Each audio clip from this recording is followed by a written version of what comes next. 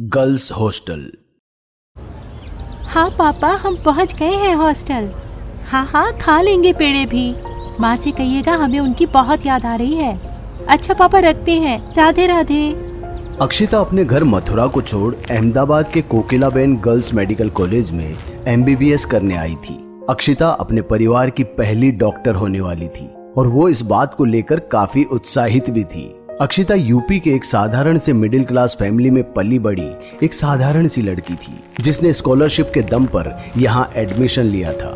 इसी वजह से इस कॉलेज में पढ़ने वाले रईस बच्चे उसे हीनता की भावना से देखते थे और उसका छुपते छुपाते मजाक भी बनाते थे, जिसमें सबसे आगे थी दो लड़कियां, मालिनी और नित्या, जो अपने फाइनल ईयर में थी। अक्षिता अकेली टेबल पर बैठे खाना खा रही थी कि अचानक उसे खिड़की के बाहर एक उसी की उम्र की लड़की झूला झूलते हुए दिखाई दी। अक्षिता उसे और ध्यान से देखती कि नित्या और मालिनी उसकी टेबल पर आ उसके खाने की प्लेट को अपनी ओर खींचते हुए बोले, कैसे जूनियर आए हैं इस साल? बिना इंट्रो दिए उन्होंने खाना भी शुरू कर दिया। चल खड़ी हो, इंट्रो दे। गुड आफ्टरनून मैम, मैं Akshita Srivastava, gynaecology first year student, Mathura से। राधे राधे। अच्छा, तो आप मथुरा से हैं? राधे राधे, फिर तो पेड़े भी लाई होंगी। बहुत बढ़िया, शाम को रूम 303 पर आ जाना। अपने सीनियर्स के जाते ही जैसे ही उसने खिड़की के बाहर देखा तो पाया कि झूले पर कोई नहीं था, लेकिन झूला अभी भी उसी रफ्तार से झूल रहा था जब उस पर वो लड़की बैठी थी। मालिनी और नित्या अपने कमरे में बैठ शराब पी रही थी और साथ ही साथ अपने जूनियर्स की रैगिंग भी कर रहे थे। इस कमरे में गर्मी कुछ ज्यादा नहीं है? खैर, अब हमें तो गर्मी की आदत हो गई है, पर तुम्हारी ये हालत मुझसे देखी नहीं जा रही। तो एक काम करो, ऊपर के अपने कपड़े उतार दो और इस बियर का एक एक सिप ले लो, वो भी बड़ा वाला। अपने सीनियर्स की ये बात सुन लड़कियां दंग रह गईं और उनकी आंखों में अलग सा डर दिखने लगा। अब क्या इनविटेशन देना पड़ेगा? उतारो। नित्या के चिल्लाते ही तीनों लड़कियों ने अपनी शर्ट और कुर्तियां उतार कर रख दी, पर अक्षिता ज्यों की त्यों खड़ी रही। अक्षिता का ये अड़ियल रवैया देख मालिनी खड़ी हुई और उसका गिरेबान पकड़ते हुए बोली, देख लड़की, पीने के बाद अगर कोई मेरी बात न माने ना तो मेरा नशा खराब हो जाता है। या तो अपनी ये शर्ट उतार, नहीं तो क्या ma'am? Ragging on campus is illegal, ये सब रोकिए, नहीं तो मैं दीन से। इससे पहले कि अक्षिता अपनी बात समाप्त करती, मालिनी ने जबरदस्ती उसका मुंह खोल गिलास में भरी बियर उसके गले के तले उतार दी और इन सब में नित्या ने भी उसका साथ दिया, जो उसके दाएं हाथ को मोड़ रही थी। इतनी बदसलूकी काफी नहीं थी तो दोनों ने उसके नाइट सूट की शर्ट को चीर उसे कमरे से बाहर निकाल दिया और दरवाजा बंद करते हुए बोले, अब जाकर डीन से, PM से, जिससे मनु से शिकायत करना। नित्या की यूं चिल्लाने से हॉस्टल की बाकी लड़कियां भी कमरे से बाहर आ गईं और अपने कैमरे से उसका वीडियो बनाने लगी। अक्षिता अपने हाथों से अपने शरीर को ढकते हुए रोते हुए कमरे की ओर भागी। अक्षिता ने जैसे ही अपना दरवाजा खोला तो पाया कि उसके कमरे में वही लड़की थी जो दोपहर में झूला झूलते हुए दिखाई दी थी। उसने एक सफेद चादर से अक्षिता को ढका और उसे बिस्तर पर बिठाते हुए बोली, मालिनी ने सब किया ना? ये सीनियर्स की तमाशा करने की आदत नहीं जाएगी। मेरी तरफ देखो, कुछ नहीं हुआ है, सब ठीक है। कुछ ठीक नहीं होने वाला है, पूरे कैंपस में सबने मेरी वीडियो। अक्षिता का गला इतना भर चुका था कि उसके मुंह से शब्द भी ठीक से नहीं निकल पा रहे थे, पर उसके कमरे में मौजूद उस लड़की ने उसे भरोसा दिलाते हुए कहा, भरोसा रखो, कल तक सब ठीक हो जाएगा। नित्या, जिसे हर रात सोने से पहले कोल्ड शावर लेने की आदत थी, वो शावर के नीचे हाथ डालकर पानी का तापमान देख ही रही थी कि अचानक उसने चिल्लाते हुए अपना हाथ पीछे खींच लिया, क्योंकि शावर से ठंडे पानी की जगह खौलता हुआ गर्म पानी निकल रहा था।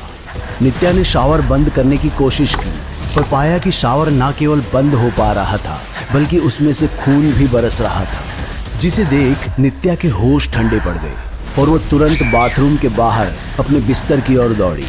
पर उसके कमरे में आते ही कमरे की ट्यूबलाइट अपने आप जलने और बुझने लगी और जब आखिरकार ट्यूबलाइट ठीक से जली तो उसने पाया कि उसके बिस्तर पर चूहे और कॉकरोच थे जो धीरे धीरे उसकी ओर बढ़ रहे थे।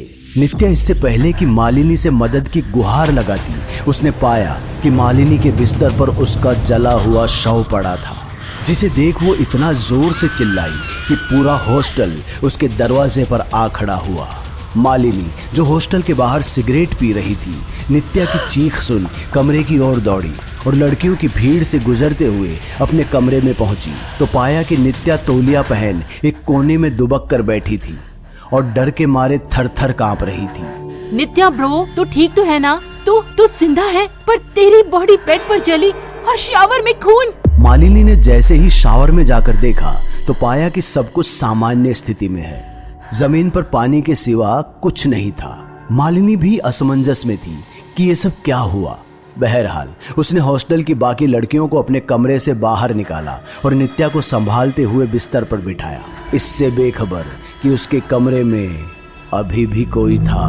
मैंने कहा था ना, कल तक सब ठीक हो जाएगा। वैसे मेरा नाम रोहिणी है और तुम्हारा अक्षिता? हाँ, वैसे कल जो नित्या के साथ हुआ वो काफी गलत था। बेचारी अभी भी ट्रॉमा में है। ट्रॉमा? और इन लोगों को रैगिंग करते टाइम तो इन्हें ये सब याद नहीं आता कि किसी दिन इनकी ये हरकतें किसी की जान लेकर छोड़ेंगी। अगर तुम बुरा ना मानो तो क्या मैं एक बात पूछूं? रोहिणी, क्या तुम trans? Yes, I am a transgender. पर तुम चिंता मत करो, मुझे तुम पर कोई क्रश नहीं है। तुम इतनी भी सेक्सी नहीं हो यार कि तुम्हारे लिए रोहिणी से वापस रोहन बन जाऊं। रोहिणी की इस बात पर अक्षिता जोर जोर से हंस पड़ी। मालिनी जो बगल वाली टेबल पर बैठी थी, अक्षिता को यूं खिलखिलाकर हंसता देख खींच उठी और हाथ में पकड़े पेपर कप को मसलते हुए बोली, नित्या पर हंस रही है ना? एक बार अकेले में मिल जाए तो मैं इसे बताऊंगी। अक्षिता अभी अपने हाथ धो ही रही थी कि अचानक मालिनी पीछे से आई और अक्षिता का सर सामने शीशे पर दबाते हुए बोली, बहुत मजा आ रहा था ना नित्या की कंडीशन पर हंसते हुए? रुक, तुझे अभी बताती हूँ। ये धमकी दे मालिनी ने अपनी जेब से स्कैल्पेल निकाला और इससे पहले कि वो अक्षिता को हानि पहुंचाती, उसका हाथ अपने आप ही दूसरे हाथ की दिशा में घूम गया और उसने अपने ही कंधे में उस स्कैल्पेल को कई बार घुसा दिया और लहूलुहान हो दर्द में चिल्लाने लगी। अक्षिता ने पकड़ छूटते ही घूमकर देखा तो पाया कि वहां मालिनी के साथ रोहिणी भी थी, जो पीछे कोने में खड़ी बस मुस्कुरा रही थी। मालिनी की चीख सुन डॉक्टर अकरम जब अंदर पहुंचे तो उन्होंने पाया कि मालिनी जमीन पर बैठी दर्द से करहा रही थी। फर्श पर एक स्कैल्पेल खून से लबरेज पड़ा था और अक्षिता कोने में से गौर से देख रही थी।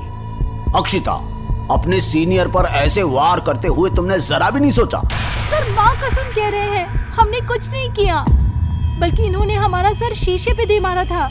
आप चाहे तो रोहिणी से। अक्षिता ने जैसे ही अपनी उंगली रोहिणी की तरफ मोड़ी तो पाया कि रोहिणी वहां से जा चुकी थी। डॉक्टर अकरम ने भी जब भीतर झांका तो पाया कि वहां कोई नहीं था और गुस्से में तमतमाते हुए उन्होंने उसका हाथ पकड़ा और उसे डीन के ऑफिस में ले गए। अक्षिता ने डीन के ऑफिस में कई बार अपनी सफाई पेश की, पर डॉक्टर अकरम और डीन शर्मा ये हरगिज मानने को राजी ना थे कि वो बेकसूर है। बहरहाल अक्षिता को इंक्वायरी बैठने तक सस्पेंड कर दिया गया। अक्षिता की आंखों से आंसू रुकने का नाम नहीं ले रहे थे और वो सीधे अपने कमरे में सिरहाने में अपना सर दबाकर लेट गई। अक्षिता अभी रो ही रही थी कि अचानक रोहिणी एक बार फिर अक्षिता के सर पर अपना हाथ फेरते हुए बोली, तुम्हें मेरा नाम नहीं लेना चाहिए था। तुम्हारे चक्कर में मुझे सस्पेंड कर दिया गया और जो तुमने मालिनी के साथ किया, शर्म आनी चाहिए थी तुम्हें खुद पर। डॉक्टर अकरम रिकॉर्ड्स की अलमारी में कुछ ढूंढ ही रहे थे कि अचानक पुरानी फाइलों के ढेर में से एक हरी फाइल गिरी जिसमें 2018 के बैच स्टूडेंट्स के रिकॉर्ड्स थे। अकरम उस फाइल को उठाने के लिए झुका कि अचानक उसकी नजर फाइल के एक पन्ने पर गिरी जिस पर रोहिणी दत्ता का नाम था।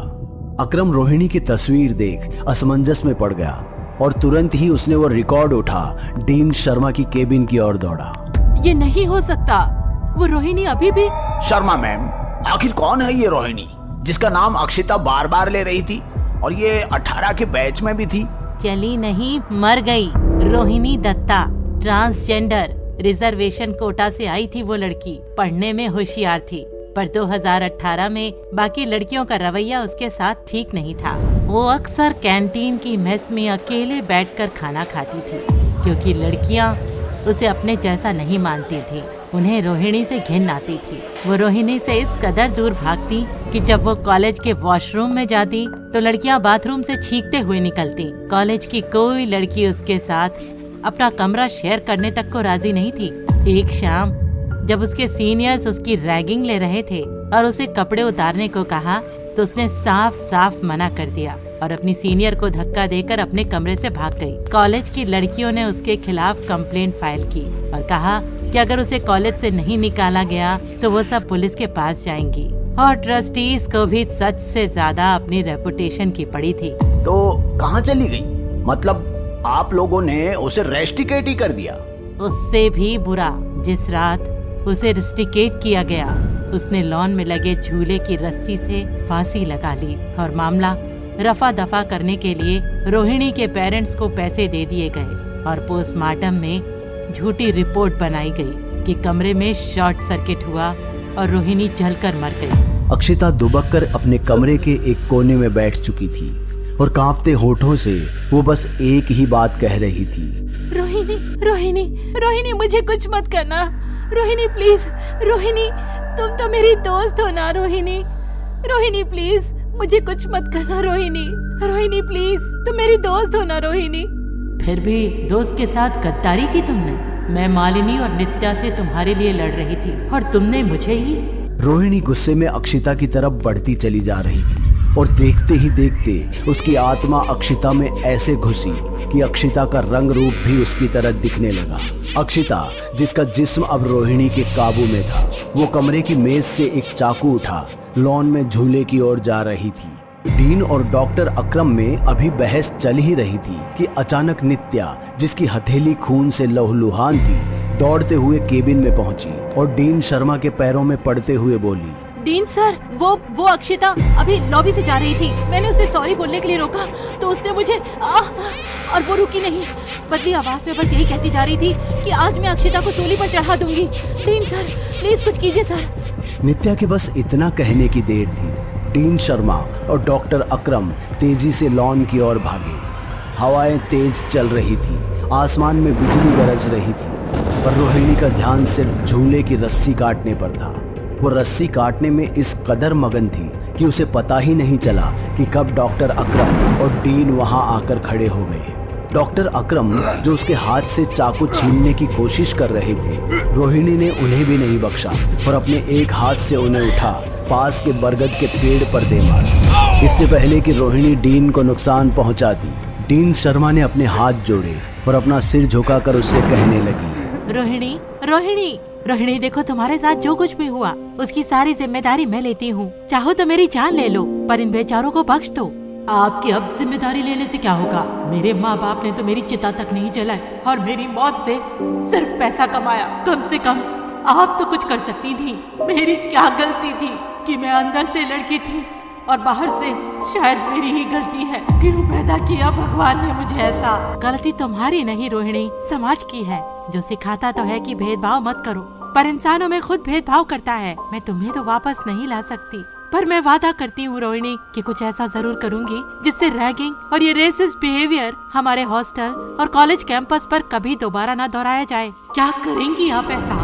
और अगले दिन मीडिया को बुलाकर डीन के शर्मा ने 2018 के दिल दहला देने वाली घटना का प्रमाण पत्रकारों के सामने रखा और पुलिस केस कर मामले की तह तक जाने की बात कही। नित्या और मालिनी, जो स्टूडेंट्स को हॉस्टल में रैगिंग किया करती थी, उन्हें एक सेमेस्टर के लिए सस्पेंड कर उन पर हॉस्टल कमेटी की जांच बिठा दी गई। इतना ही नहीं, उन्होंने कैंपस में सेक्स एजुकेशन को प्रमोट करने के लिए भी अपनी इच्छा जताई। रोहिणी, जिसकी आत्मा दूर खड़े ये सब देख रही थी, आखिरकार उसके दिल को भी सुकून मिला और उसे मुक्ति मिल गई। दोस्तों, कुछ आत्माएं बुरी नहीं होती, वो बस वक्त और लोगों की सताई होती है। डोडो टीवी इस कहानी के माध्यम से LGBTQ+ कम्युनिटी को अपना सहयोग प्रदान करते हैं। दोस्तों, अगर आपको हमारी कहानी अच्छी लगी हो तो लाइक, कमेंट और शेयर जरूर करें। साथ ही रेगुलर अपडेट के लिए चैनल को सब्सक्राइब करें। और अगर आपके पास भी कोई डर से भरी दमदार कहानी है तो भेजिए हमारे मेल एड्रेस पर अभी।